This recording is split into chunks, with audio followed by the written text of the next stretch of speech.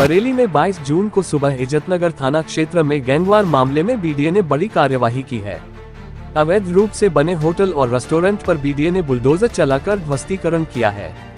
घटना का मुख्य आरोपी बिल्डर राजीव राणा ने परिवार के साथ पहुंचकर सरेंडर दिया है। राजीव राणा पेपर लेकर अधिकारियों के पास पहुंचा और कहा, प्रशासन हमारे खिलाफ एक तरफा कार्रवाई कर रहा है। राजीव राणा ने कहा, बीजेपी का अंधभक्त हूँ और अंधभक्तों के साथ ऐसा ही होना चाहिए। राजीव राणा की पत्नी ने मीडिया के सामने रो रो कर कहा, हमें इंसाफ चाहिए, हमारी कोई सुनवाई नहीं कर रहा है। फिलहाल इस पूरे घटनाक्रम में अब तक इस मामले में 21 लोगों को गिरफ्तार किया जा चुका है। इस मामले में एसएसपी ने बताया, इज्जतनगर घटना का मुख्य आरोपी राजीव राणा जहां ध्वस्तीकरण की कार्यवाही चल रही है वहां पहुंचा था, जिसे गिरफ्तार कर लिया गया है। प्रकरण में कठोर कार्यवाही की जाएगी। मेरा कोई दोष नहीं, मेरे किसी परिवार का दोष नहीं है और जिस प्लॉट को लेकर मुझे गलत ठहराया जा रही है उसके लिए ये सारे पेपर लेकर आया हूँ। ये सारे पेपर हैं, ओरिजिनल डॉक्यूमेंट है उसके लिए। आप पहले क्यों नहीं आए? क्या वजह थी इतना लेट आए? आप हम थाने आना चाहते थे, कोई ना कोई हमें डिस्टर्ब करता था, कहता था हम बहुत मतलब हमारी को खुद को तैयारी थी। 2-3 बार हम थाने से लौट गए, एक बार हम एसएसपी साहब के यहाँ से लौट गए और हमने अपना वीडियो बारे में अपनी बात कहने के लिए कोई भी हमारी बात सुनने को तैयार नहीं है। आज हमारे पूरे घर को तहस नहस करके हमारा पूरा परिवार सड़क पे आ गया है। तो क्या जो अपनी गिरफ्तारी और ये अच्छा बताया आपको, ये हम कहते बीजेपी अंधभक्त की यही सजा होना चाहिए। जो हमसे जो बीजेपी अंधभक्त होते हैं उनकी यही सजा होना चाहिए जो आज हमारे साथ हुआ। इससे आगे बढ़ेंगे हमारी और हमारे अंदर से ये अंधभक्ति निकलेगी। बीजेपी सरकार से हमें कुछ नहीं मिला, दोषी के अलावा बीजेपी सरकार से हमें कुछ नहीं मिला, सिवाय दोषी के अलावा। हमें इंसाफ चाहिए, हमें इंसाफ चाहिए, इंस्पेक्टर से सबसे इंसाफ चाहिए।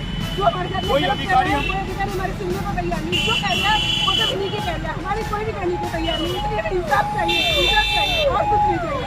और देखिए किस तरह से हमारा मकान तोड़ा जा रहा है। मेरा मकान तोड़ दिया तो मकान बीडी अप्रूव है, मकान भी अप्रूव है, हमारा होटल भी अप्रूव है। उसके बावजूद उसके बाद ही मकान तोड़ा जा रहा है। कोई सुनने को तैयार नहीं है, कोई पेपर मांगने को तैयार नहीं है। सिर्फ एक तरफा कार्रवाई, हम गलत है, गलत है, गलत है। क्या वजह है जो एक तरफा कार्रवाई की जा रही है? मैं आपको बताना चाहता हूँ, जिस घटना से हमें दोषी ठहराया जा रहा है उस घटना का सीसीटीवी कैमरे निकाल दिए जाए, सीसीटीवी फुटेज निकाल दिया जाए। वहाँ बैंक पे कैमरे लगे हुए हैं। जिस दिन ये घटना घटी उस दिन 5-6 दोस्तों को लेकर हमारा छोटा भाई अपने प्लॉट को खाली कराने गया था। बाद दूसरा पक्ष आया जिसका नाम आदित्य उपाध्याय और चंदू पंडित है। उसने आकर एकदम से अंधाधुंध फायरिंग शुरू कर दी। हमारे भाई के एक दोस्त ने जिसका नाम रोहित ठाकुर है, उसने सिर्फ अपने बचाव में 1-2 फायर किया। बाकी सारी फायरिंग जितने के फायर 50 फायर 100 राउंड जो हुए हैं वो सारे उसी की तरफ से हुए हैं। आदित्य उपाध्याय चंदू पंडित की तरफ से। किसी अधिकारी के पास क्या हमारी को सुनेगा, हम सब जगह जाएंगे। हमारी को सुनने वाला तो हमारी को सुनने वाला नहीं है। आज आप सामने आए हैं तो अगला कदम क्या होगा आपका? अगला कदम हमारा चाहिए होगा, अपने लिए इंसाफ के लिए होगा कदम। चाहिए और कुछ नहीं चाहिए, इंसाफ के अलावा। और अभी हम नहीं सरेंडर करने नहीं आए, सिर्फ हम सरेंडर करने नहीं, हम अपने डॉक्यूमेंट दिखाकर ये सच। सबसे पहले मुद्दा ये है कि इस प्लॉट एक मिनट सबसे पहला मुद्दा ये है कि इस प्रॉपर्टी को लेकर हमें दोषी ठहराया जा रहा है, जिससे ये कहा जा रहा है हम कब्जा करने गए थे। उसको जांच की जाए, वो प्लॉट हमारा है या दूसरी पार्टी का है। पहले ये साबित हो वो पक्ष हम सही है या वो सही है। हम दावा करते हैं, आपसे लिख कर देते हैं, हमारा प्लॉट ये पीटी अप्रूव्ड है। जिस प्लॉट से हम अपना खाली कराने गए थे 1 साल से हम उस पर पत्थर हटवाना चाहते थे, वो नहीं हटा रहे थे। हम एसएसपी साहब के पास गए, आईजी साहब के पास में गए, इंस्पेक्टर साहब से मिले और एडीजी साहब से मिले। सारे दरवाजे हम खटखटा चुके थे। उसके बाद हमने जाके पेट्रोल से पत्थर को तोड़ना चाहा। बिल्कुल अपने मकान पे जा रहे हैं, आइए हमारे साथ। इज्जतनगर अंतर्गत जो घटना हुई थी, जिसके संबंध में मुकदमा अपराध संख्या 386/24 गंभीर धाराओं में पंजीकृत था। इसका मुख्य वांछित अपराधी, जिसका नाम राजीव राणा है, मुख्य आरोपी, ये आज एक ध्वस्तीकरण की कार्रवाई चल रही थी और उसके दौरान ये अपने कुछ साथियों के साथ वीडियो बनाते हुए मौके पर पहुंचा है। इसको तत्काल पुलिस के द्वारा हिरासत में लेते हुए पूछताछ के लिए भेजा गया है।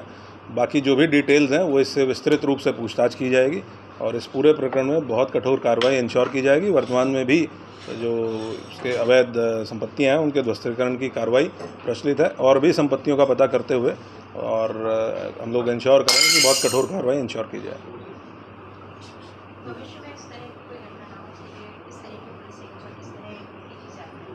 उसके लिए ऐसे प्रकरण चिन्हित किए जाएंगे जिसमें किसी भी ज़मीन को, प्लॉट को या किसी भी भूखंड को लेके कोई विवाद होने की संभावना बनी रहती है।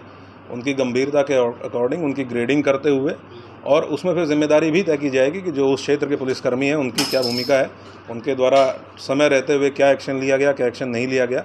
और संयुक्त टीमें डीएम साहब के सहयोग से उनके विभाग के साथ गठित करते हुए ऐसे प्रकरणों का निस्तारण कराने का, प्लस अगर इसमें कोई माफिया एलिमेंट्स या आपराधिक एलिमेंट्स ज़मीन में इन्वॉल्व होते हैं तो उनके खिलाफ कठोर कार्रवाई सुनिश्चित करते हुए हम लोग ये इंश्योर करेंगे कि आगे घटना इस तरह की ना। कई टीमें उसको लगातार तलाश कर रही थी, पर वो बेखौफ होकर वहीं पहुंच गया जहां भारी पुलिस फोर्स तैनात है। क्या नहीं लगता कि टीमें तलाश कहीं कर रही थी और उसको बिल्कुल डर नहीं? सभी लोग बहुत गंभीरता से प्रयास कर रहे थे और बहुत मेहनत से लगातार लोग लगे हुए थे। अब ये किन परिस्थितियों में वहाँ पहुँचा है ये तो जब इससे पूछताछ की जाएगी डिटेल में, उसके बाद मैं आपको बता पाऊंगा। लेकिन मैं आपको इंश्योर करना चाहूँगा कि नज़ीर बनेगी कार्रवाई, ऐसी कार्रवाई हम लोग इंश्योर करेंगे, सुनिश्चित करेंगे।